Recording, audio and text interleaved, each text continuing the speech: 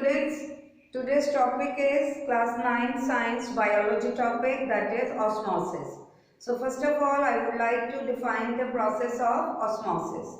Osmosis is nothing but a special type of diffusion in which there is movement of water molecules from a dilute solution to a concentrated solution in the presence of a semi-permeable membrane. This is an important point to know. Osmosis can take place only and only in the presence of a semi-permeable membrane.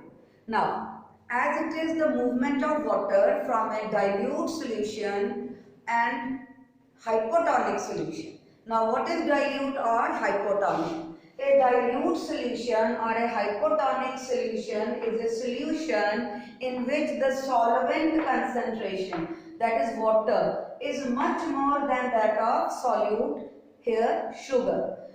Whereas a hypertonic or concentrated solution is the solution in which there is less water but more of the solute. So this is what we know about hypotonic and hypertonic.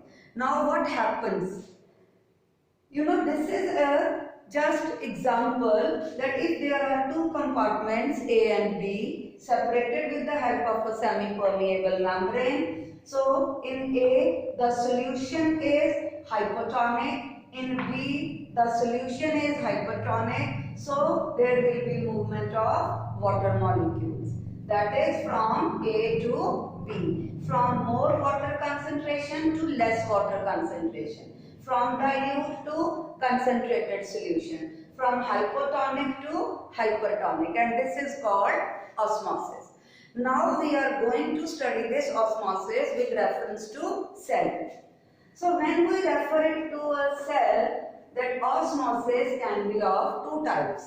That is endosmosis, when the cell is placed in a solution which is dilute, that is hypotonic, and the inner contents of the cell are hypertonic, that is there is less water.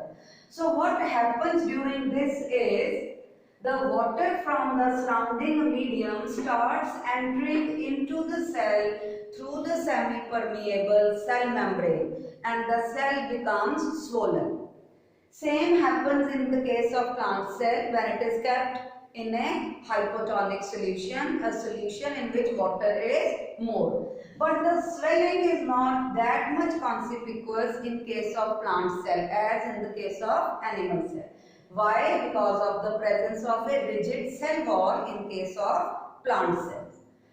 Now, what happens in the other type, exosmosis? Now, what happens in exosmosis is when you have kept animal cell or plant cell in a solution in which there is less water concentration. That is, now the cell has hypotonic solution and the surrounding medium is having hypertonic. Okay. So the water moves from hypo to hyper, that is from the cell to the outside medium. That is exosmosis. Water is coming out of the cell. And in this case you see the cell will shrink. Original cell, endosmosis, swollen cell, original cell, exosmosis, and cell shrinks. So when it swells, the pressure of the solvent on the walls, on the cell membrane becomes large and we say the cell is in turgid condition. But in case of exosmosis, osmotic pressure decreases, cell shrinks and we say it has become flaccid. So flaccidity and turgidity is more clear in animal cells because of lack of rigid cell wall. Whereas it is less pronounced in plant cells because of a rigid cell wall. So in case of exosmosis in a plant cell, the rigid cell wall remains there, but you see the cell membrane and the inner contents have shrunken.